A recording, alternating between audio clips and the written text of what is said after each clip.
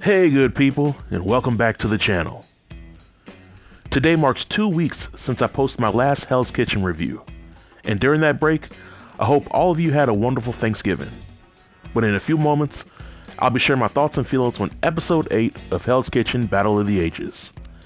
And just like with my last 2 reviews, instead of doing a beat by beat recap and review, I'll just be sharing my opinion on the important happenings of the episode. So without any further delay, let's jump right in. So we pick up from the end of last week's elimination, and by this time, Tara knows that her days are numbered from the show.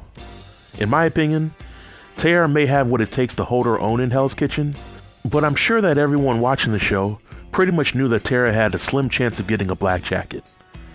Now the challenge of the day is another gimmick challenge, in which the teams have to compete for ingredients to pair with their dishes that must contain one exotic protein. And I think that the type of gimmick challenge like the one in this episode is rather interesting, because a truly talented chef should be able to make an amazing meal with several different ingredients. But on the other hand, one could argue that this type of challenge really doesn't help a chef develop the necessary skills to be Gordon's head chef. Nevertheless, I will still say that I was entertained watching the chefs try to sabotage the other team's dishes. Once the cooking is over, I was happy to see that Sakari was able to bounce back from the last few weeks of being off his game. And I was also shocked that Summer continues to back up her big talk since being nominated for elimination. But the red team wins the challenge, and the biggest WTF moment for me was when Alex decided to use his punishment pass and pick Tara to trade places with him.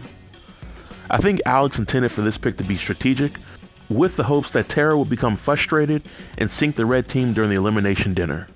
But in my opinion, Alex should have chosen Daphne, because when she gave the blue team the pineapple ingredient, it kind of sealed their fate for the challenge.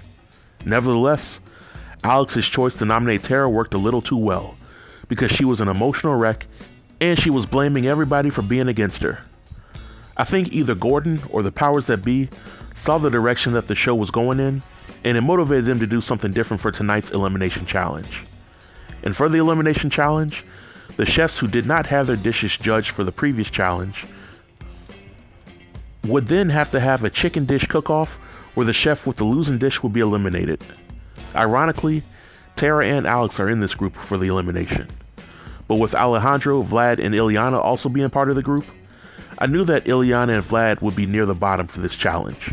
And that's because throughout this season, Tara has been successful when cooking outside of the dinner eliminations, while Vlad had seemingly been hiding behind his team's success for the past several weeks. All the chicken dishes looked amazing during this challenge, but Ileana was picked to go home, and this was not a surprise to me.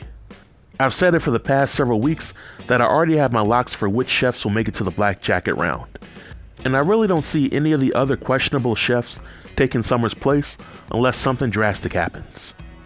But on a scale of 1 to 10, I'll give this episode a 6. I really wanted to see a dinner service for this episode, but I was satisfied with what I got. But now next week's episode previews, it looks like Gordon will be mixing up the teams yet again. But I think that once the chefs get to the black jacket round, it'll be easier to predict which chefs will make it to the finale. But this marks the end of my review.